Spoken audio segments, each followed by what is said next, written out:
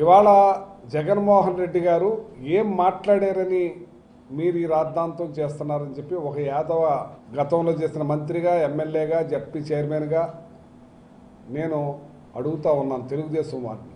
ఏం చేసినా ఏది చేసినా యాదవులకు మేలు చేసింది జగన్మోహన్ రెడ్డి గారి.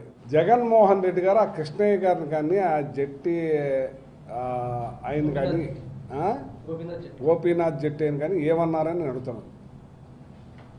ఈ గోపీనాథ్ జట్టి అనేటోడు అనే వరణ పట్టుకుని వాడు వీడు అనేసాడని చెప్పి మీరు రాద్ధాంతం చేస్తున్నారు, చాలా ఇది చేస్తున్నారు.